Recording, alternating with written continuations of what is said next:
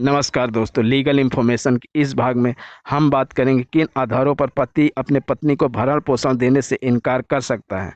सबसे पहले जान लेते हैं भरण पोषण को इंग्लिश में क्या कहते हैं। भरण पोषण को इंग्लिश में इलेमनी कहते हैं। आम बोलचाल की भाषा में इसे गुजारा भत्ता भी कहते हैं। सीआरपीसी के चैप्टर 9 में इसके बारे में प्रोविज़न बताए गए हैं, जहां इसे मेंटेनेंस कहा गया है। पहले तो यह जान लेते हैं भरण पोषण कौन दे सकता है, कौन इस दायित्व के अधीन है।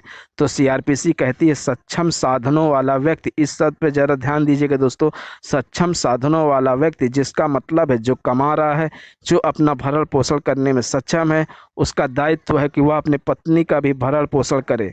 पत्नी शब्द के अंतर्गत कौन है, तो इसकी व्याख्या भी सीआरपीसी की धारा 125 देती है, जो कहती है तलाकशुदा पत्नी भी पत्नी की श्रेणी में आती है। मतलब कि जो शादीशुदा है वह तो पत्नी है ही, जिसने तलाक या डिवोर्स ले लिया है, अलग रह रही हो, वह भी पत्नी शब्द की परिभाषा के अंतर्गत आती है। जिस महिला को उसके पति ने छोड़ दिया है वह भी पत्नी की श्रेणी में आती है, और वह मेंटेनेंस या भरण पोषण की मांग कोर्ट के द्वारा कर सकती है।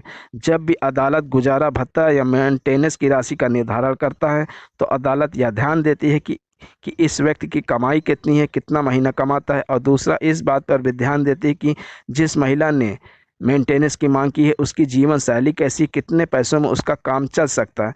तब कोर्ट भरण पोषण की राशि तय करता है। तो आइए आज आपको बताते हैं वे कारण जिनके आधार पर आप भरण पोषण देने से इनकार कर सकते हैं।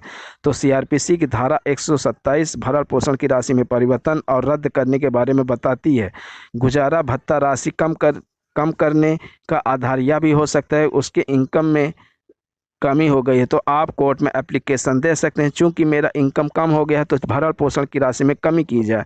दूसरा आधार यह भी हो सकता है कि पति की कमाई का स्रोत ही खत्म हो गया हो और कोर्ट में यह साबित कर दिया जाए तो कोर्ट भरण पोषण की राशि में कमी या रद्द कर सकता है।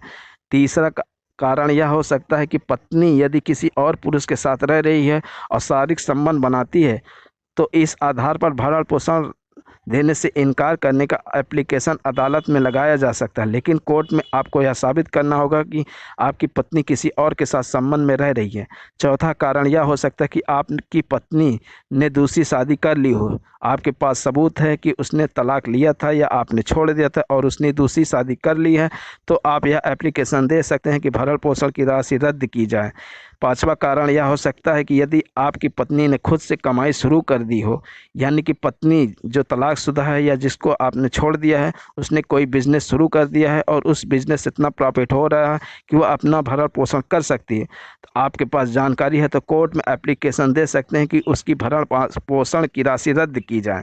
एक कारण यह भी हो सकता है किसी सामाजिक रीति रिवाज के कारण आपने अपनी पत्नी को एकमुश्त राशि दे दी है और वह तैयार है समझौते की राशि से जीवन चलाने के लिए, तो इस बात का भी एक एप्लीकेशन दिया जा सकता है कि आगे उसे भरण पोषण राशि देने की आवश्यकता नहीं है कि क्योंकि समझौता हो गया है, एकमुश्त राशि उसको दे दी गई है।